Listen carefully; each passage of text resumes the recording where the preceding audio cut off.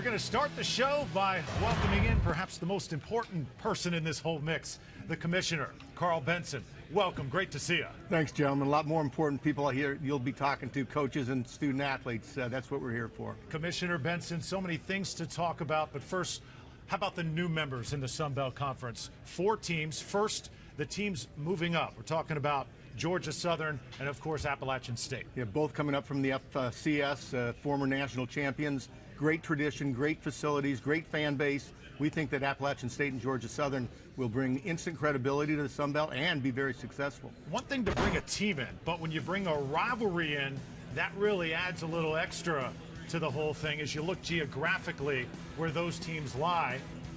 All the way up to the far west, we got Idaho coming back to the Sun Belt along with New Mexico State. Football only, you can do some things from a geographical standpoint when it's a single sport, and we tried to get to 12 football teams a year or so ago, and when we added New Mexico State and Idaho, that was our motive for adding them at the time. We still didn't quite get to 12, but again, programs that have long history, both in the Sun Belt and the WAC. Idaho was at a bowl game, 5 years ago, so they both have, I think, good, solid programs. Commissioner Benson, landscape of college football changing a little bit this year with the college football playoff. How does that affect the Sun Belt? Where's the Sun Belt's place in the college football playoff? Well, our peer conferences, Conference USA, the American, Mountain West, and MAC, along with the Sun Belt, the 5 of us, the highest-ranked champion from our 5 conferences, get an automatic bid into one of the New Year's Day elite games. So there's a lot to play for. The financial stakes have grown substantially. There's reason to be the top-ranked conference, both from the playoff standpoint as well as the financial. So I think it brings a lot of interest, a lot of rivalry between the 5 conferences. Have you thought much about what your role could be this season when discussing the college football playoff? Let's take a team like Mark Hudspeth's Raging Cajuns. They have Boise State on the schedule, Ole Miss on the schedule. If they were to run the table, what role would you take in attempting to get that team into the initial college football playoff? Well, both those wins would be significant wins and good wins, and the selection committee that will choose the top 4 teams, for the 2 semifinalists, that committee will also choose the highest-ranked champion from our conference. So they're going to do a lot of homework. They're going to do all the same due diligence for our highest-ranked champion as they do for the other 4, and it's meaningful, as I said, from a financial standpoint and a prestige standpoint. And you mentioned, UL Lafayette. They have a schedule that's very attractive, and our coaches and athletic directors have spent time trying to kind of redesign their strategy for scheduling, and they've used the Boise State schedule from the 2006 and 7 season. Is that's the type of schedule that you want to have. It wants to be balanced. There has to be at least a good win on there, and you can't afford to overschedule. Looking back to last season, 7 programs were bowl eligible with those 6 wins. Only 2, though, were selected. Do you think there could have and should have been more? Well, absolutely, but at some point in time, you run out of bowl slots, and it's the reason that that we've added 4 new bowl games this year, including the Raycom Media Bowl and Camellia Bowl in Montgomery that will feature a Sun Belt team and the MAC, and creating bowls in Boca Raton and Miami and in the Bahamas. So those were done because of excess bowl eligible teams. Seen a lot of shifting, of course, over the past 3 years, teams switching conferences. Now the dust is kind of settled. Do you think that the Sun Belt is where it should be, and do you think it'll be like this for a while? Well, we really like the 11 football programs that we have, and we hand-selected several of them.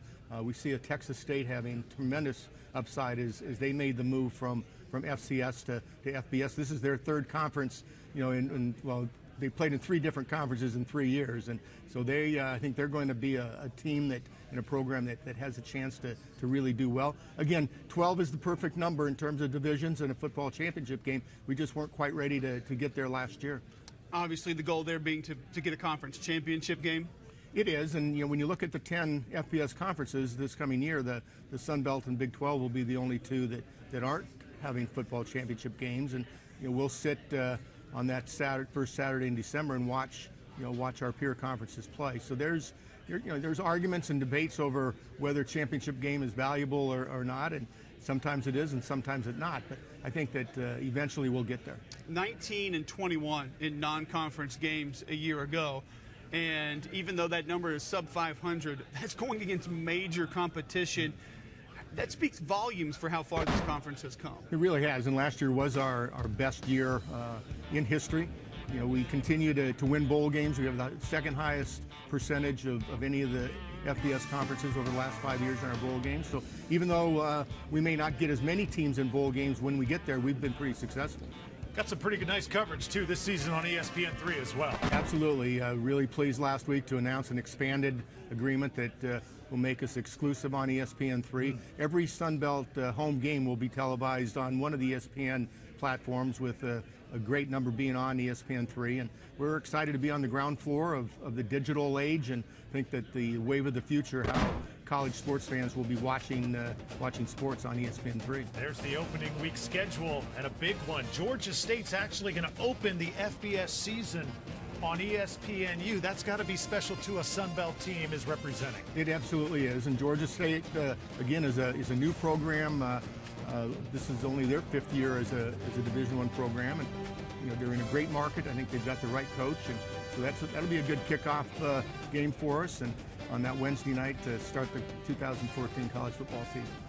Commissioner Benson, what does it mean to some of the FCS schools coming into your conference to have other schools that have generated a program and gotten into Division I to have that same success? Are you able to maybe mentor them a little bit more, help bring them along faster, because you have teams in your own conference that have been there and done it? Well, I think they've created a roadmap for Georgia Southern and Appalachian State, and I know that they've been very helpful. And there's a lot of paperwork and a lot of behind-the-scenes NCAA requirements that schools have to go through, and you know, they have to balance their schedule. They have to, you know, to get up the scholarship numbers and such. But again, I think that you know, we are, you know, known as a conference that provides an opportunity and provide homes for fledgling programs, and once they get to the Sun Belt, they get better. And I think that's they get better because of our television arrangement with ESPN. They get better because of our bowl opportunities, and we've got some great coaches in some of those programs as well. Let's take a look at some of those bowl opportunities and what Sun Belt Conference football teams are playing for. Got the New Orleans Bowl, the GoDaddy Bowl, great showings in those games last season. Also the Camellia Bowl and the Cure Bowl coming in this season. 2015 in Orlando for the Cure Bowl. Yep. So we'll have 3 automatics this year, and along with some of those other ones that I mentioned in terms of backup positions. But you know, we've gone from, you know, in 10 years, 1 bowl game to now 4 guaranteed bowls for next year. So we've put ourselves in a lot better position. Well, Commissioner Benson, thank you so much for joining us. We appreciate it. Thank you, fellas. All right, and now